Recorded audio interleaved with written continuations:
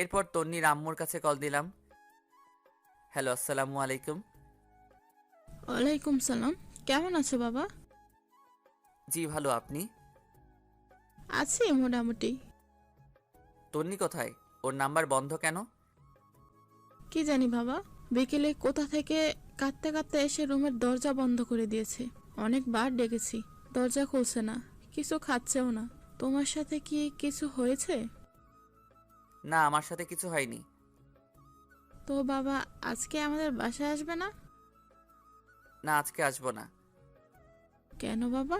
বাসায় তো কেউ নেই, এখানে তন্নিও একা। চলে আসো। না, একটু কাজ আছে। আচ্ছা ঠিক আছে, ভালো থাকবেন, পরে কথা হবে। এই কথা বলে আমি কলটা কেটে দিলাম। মনে মনে চিন্তা করলাম তন্নিও হয়তো আমাকে ভালোবেসে ফেলেছে, না হলে এত রিয়াক্ট করতো না। আয়মানের বুদ্ধিটা অনেক কাজে লাগছে। এভাবে কয়েকটা দিন চলে গেল। আমি তন্নিদের বাসায় যাই না। মাঝে মাঝে ওর মায়ের সাথে একটু একটু কথা হয়। প্রায় 10 দিন পর ওর মা আমাকে কল দেয়। তখন আমি অফিসে ছিলাম। হ্যালো, আসসালামু আলাইকুম। ওয়ালাইকুম আসসালাম। বাবা কেমন আছো? ভালো, আপনারা? আছি, সবাই ভালো। বাবা, তুমি একটু আজকে আমাদের বাসায় আসতে পারবে?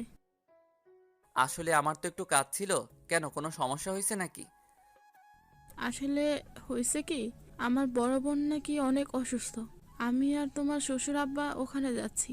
তাই তুমি যদি এখানে থাকতে ভালো হতো। তন্নিকেও নিয়ে যান তাহলে।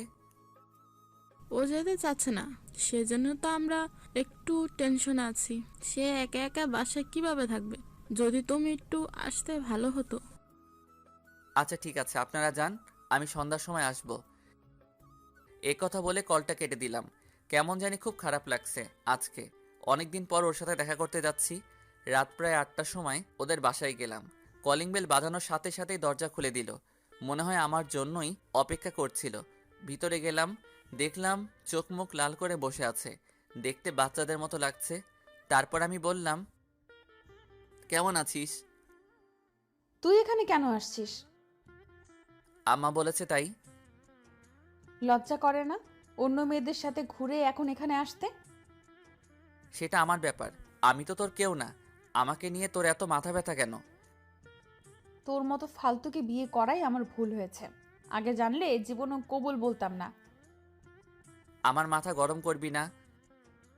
কি করবি তুই? রাগে আমার পুরো শরীরের লোম দাঁড়িয়ে গেছে। আমি কোনো কথা না বলে ব্যাগটা রেখে ওয়াশরুমে চলে গেলাম। ফ্রেশ হয়ে এসে দেখি তন্নি নেই। মনে হয় ঘুমিয়ে গেছে। আমি আর ওর রুমে গেলাম না। সামনে গেস্ট রুমের সোফায় শুয়ে রইলাম, কিন্তু ঘুম আসছে না। একটু পর আস্তে আস্তে উঠে তন্নির রুমের দিকে গেলাম। দেখলাম ও ঘুমিয়ে আছে। অনেকক্ষণ আমি বাইরে থেকে দাঁড়িয়ে দাঁড়িয়ে ওকে দেখলাম। হঠাৎ করে খেয়াল করলাম ওর পুরো শরীর কাঁপতেছে। আমি তাড়াতাড়ি রুমে গেলাম। কপালে হাত দিয়ে দেখি জ্বরে পুরো শরীর পুড়ে যাচ্ছে। আমি তো টেনশনে পড়ে গেলাম, কি করব বুঝতে পারতেছি না।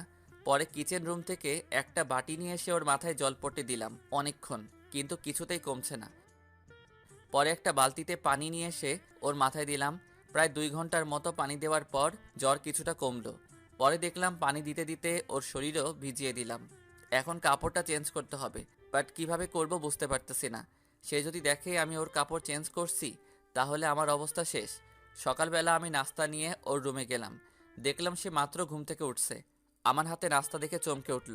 তারপর নিজের দিকে তাকিয়ে দেখে যে ওর গায়ে যে জামাটা ছিল সেটা আর নেই। তারপর আমার রাগে চোখ মুখ লাল করে উঠে এসে আমার কলার ধরে বলল, ওই কুত্তা, আমার কাপড়ের এই অবস্থা করেছে কে? আসলে কালকে রাতে। পুরোটা বলার আগে ঠাস ঠাস 2টা চর বসিয়ে দেয়। তারপর বলে, তুই এত খারাপ আমি ভাবতেও পারিনি। আমাকে ঘুমের মধ্যে পেয়ে তুই ছি! আমার ভাবতেই ঘৃণা লাগে। তোকে আমি আস্তে আস্তে বিশ্বাস করতে লাগলাম, কিন্তু তুই এত খারাপ আমি জীবনেও ভাবিনি। যা, বেরিয়ে যা এখান থেকে। প্লিজ আমার কথাটা শোনো। তুই যাবি নাকি আবার চর খাবি? আমি আর কিছু না বলে নাস্তার প্লেটটা রেখে চলে আসতে যাব, এমন সময় দেখি দরজার সামনে নীলা দাঁড়িয়ে আছে। মনে হয় আমাকে চর মারার দৃশ্যটা দেখে ফেলেছে। লজ্জায় পুরো লাল হয়ে গেলাম। কিছু না বলে সোজা রুমের বাইরে চলে আসলাম। এরপর নীলা ভিতরে গেল। যাওয়ার পর বলল,